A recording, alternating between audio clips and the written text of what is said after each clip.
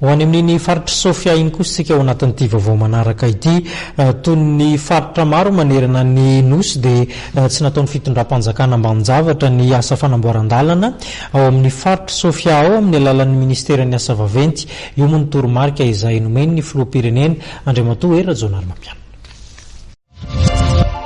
Maro ireo asa fanamboaran-dalana efa nitanterana tany amin'ny faritra Sofia. Anisan'izany ny asa fanamboaran-dalana izay nitanterana tao amin'ny distrikany Antsui, Mandritsara ary Bealalana. Ny tao Antsuiville dia lalana 2 kilometatra mahery no natao tara.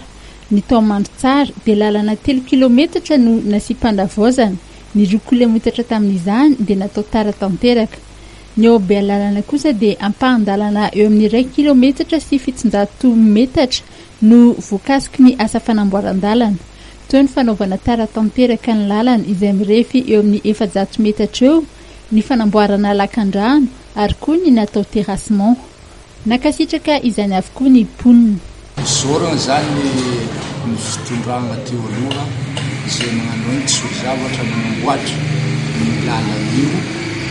Izy teo aloha tsy nagnanio ratsy be tena potiky raha tamin'ny première république tsy sisy fagnamboarana raha tsy teo tamin'ny fitondrana teo izay vao nanamboatra ny raha matsimetsy misy zavatra hely tsy metimety simba fa ndraiky izy io mba fa tsaratsara fizahana azy ka io mahavesatra be ohatran'ny tôbily mivezivezy my remorque farany bolary misy tamin'ny 20 tonnes 30 tonnes lalanaeto misimisy rano ary natahany koa ny fitondrana vaovao koa ho avy mba hagnamboatra le misy tavela hely igny amin'ny lalana mandeha amin'ny port regny mihodihody mba misy tavela hely koa izy io mba tiany atsarainy tsara mba ohatra tamin'ny sasany regny mba tiany ho vita tsara eky izy koa avy eo amin'ny creusement popoty io miditry agny mandeha amin'ny port agny dia ve midigny amin'ny port Solima tegna ilaigny tegna mbola ilaigny tsara karazan'izay ny zavatra tiana ilaigny aminazy io mbola le fagnamboarana tsara iny mandeha amin'ny lalana tanambezo reo magnany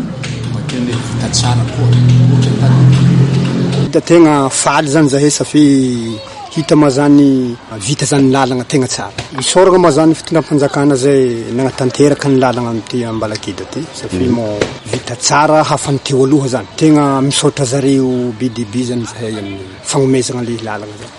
Velom-pisaorana ireo tompon'andraikitra aty Sofia ary misy ihany koa ny fiarah-miasa amin'ny direction régionale ny travaux publics eto amin'ny faritra Sofia.